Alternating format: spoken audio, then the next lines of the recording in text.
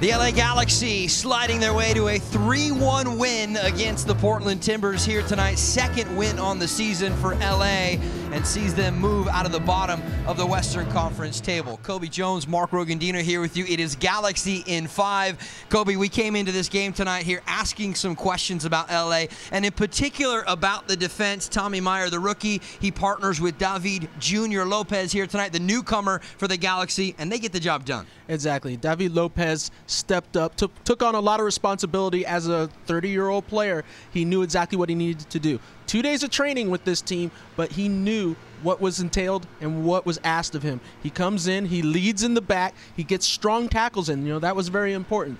He gives that confidence, as you find from other players, that anyone that can lead and do those tackles and get that confidence from the back, it helps the midfielders, it helps the offensive players, all of them perform. Yeah, certainly it has to give even Josh Saunders, the goalkeeper, some confidence as well. If you missed it, let's take a look at the first half highlights. And actually the one dull moment or bad moment for the Galaxy defense comes here about the midway point of the first half. Exactly. Chris Boyd skirts the offside line. He actually does this a lot, where he actually goes behind the defenders on an offsides position and then finds himself back on right when the ball is about to be kicked. So he plays the line very good. And then this is the interesting situation right here where you see Keane.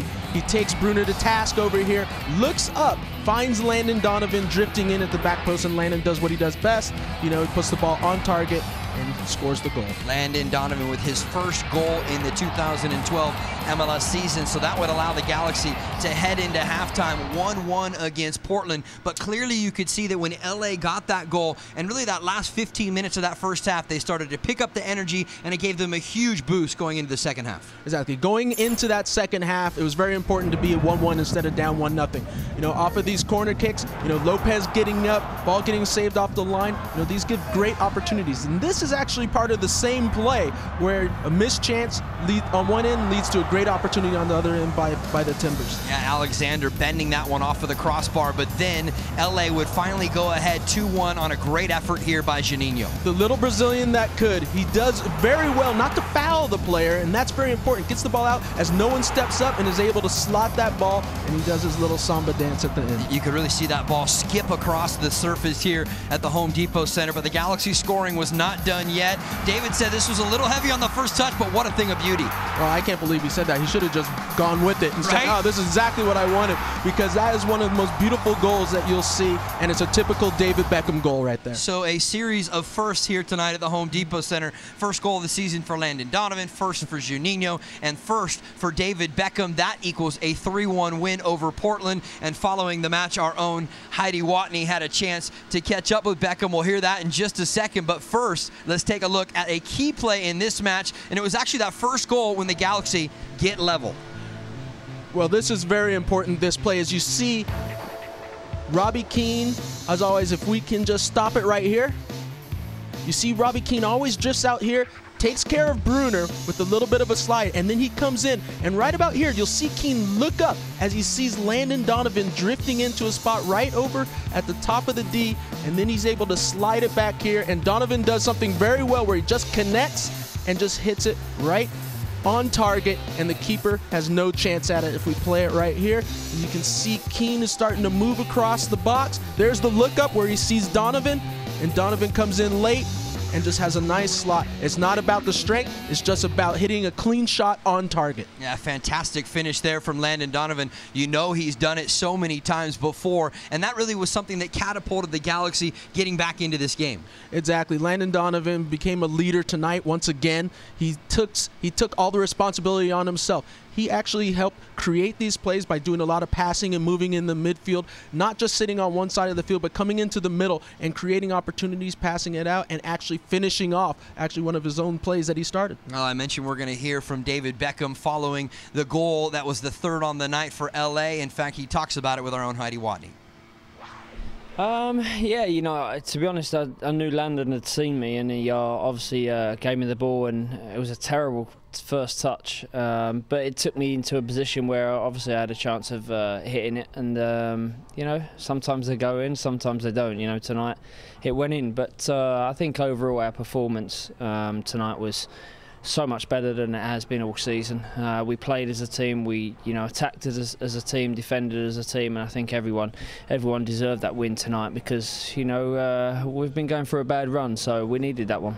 You guys talked this past week about the importance of winning this game. What did you do different on the field? I think our all-round performance was good. We started off from the first kick. I think even when we went 1-0 down, I think we were playing well. We were passing the ball around well. We were getting into tackles with them, and just moving as a team and working as a team. And I think that was the difference. All season we haven't done that. So tonight, it's nice to go into a Sunday and actually enjoy the Sunday. You guys had a lot of chances from the corner tonight. Can you just talk about that corner play? Yeah, obviously we've got some. They've got a big team, so I knew the crosses and the corners had to be, pinpoint today, and I think we'd worked on it, and obviously having David come in, big guy, not afraid to head the ball. He throws his head at things, so we had a few good chances that would have gone in on other nights, but all credit to Portland. They always come here and they're a good team. They're a hard team to play against. Their fans travel with them, so full credit to them. But we enjoyed this one. Yeah, I talked to David outside, and he talked about that corner kick he had where he just kind of missed it. He said really bad luck on that one. It's harder to miss than make.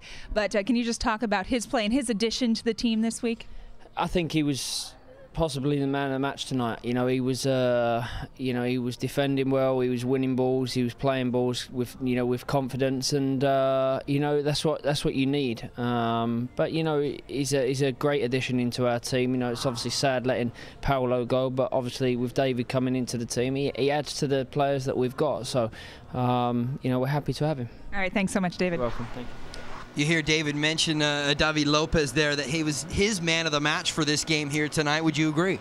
I agree. Lopez played an excellent game, and what David touches on a little bit there is Lopez playing so well in the back gives that confidence to the midfield and allows them to actually do more creatively on the offensive sides, knowing that you have solid players in the back that aren't going to let anything happen behind you. I've been part of that experience. I know when it's a little bit shaky in the back, things get a little, wonky. You start, tracking back a little bit more, and you find yourself on the defensive side of things a lot more than you want to be. But when that solid player gets in there, takes the leadership role, and starts doing that, then all of a sudden, okay, I can get forward, I can push, and start playing well. Certainly a good spot for the Galaxy to build from going forward. Let's take a look at the Western Conference standings, updated after the weekend's action in Major League Soccer. Real Salt Lake, 15 points, and on top of the Western Conference table, with a little bit of surprise with San Jose right there, just 2 points behind. You have Seattle and Dallas rounding out the top four. As we turn over to the bottom half of the standings, LA no longer at the basement as they leapfrog over Portland now with 6 points and the 2 wins now for Los Angeles. But you see they trail 2 points behind Vancouver and 3 points behind Colorado, a team that they will face next weekend at Dick's Sporting Goods Park. First off, I want to ask you, you've played in that altitude before, whether it was at the old Mile High or at Dick's Sporting Goods Park. How do players adjust to it? What do they need to anticipate going there to Denver? Well, it's not something that you can really adjust to right off the bat, because that altitude affects you. If it's 1 day or 2 days, your body, it takes time. So it's that first 3, 4, 5 sprints where you're gassed, and all of a sudden it's hard to catch your breath. But then after that, your conditioning starts taking effect, and then just your mental strength starts taking effect, and then you just play. You keep the ball, let the ball do the work, let the ball run. As many coaches say, no player is faster than the ball. You let that do all the work, and then you can play well, and then you can try to take it to the Colorado team. Galaxy tonight faced a pretty speedy team defensive with players like Darlington Nagbe, Khalifa Al Hassan, even Diego Chata, Songo, who came into the game as a second-half substitute. They're going to face some more speed next week in the Jamaican Omar Cummings, who brings blazing fast pace in that altitude. Well, this is the interesting part. It's going to be how that defensive line takes on a player like Omar Cummings, because the speed that he has is a completely different level than anything that we saw here on Portland, and you actually have the KG Wiley veteran aspect as well, so he knows when to use it. I think he uses it a little bit better than anyone that we've seen on the Portland team right now. And there's no question that over the years, Cummings in combination with Connor Casey have been a very good tandem, and in particular against Los Angeles. So certainly it makes for an intriguing matchup against Colorado. By the way, you can catch that game on KDOC. We'll have it for you Saturday, April 21st at 6 p.m. For Cobi Jones, Heidi Watney, I'm Mark Rogondino. This has been Galaxy in 5.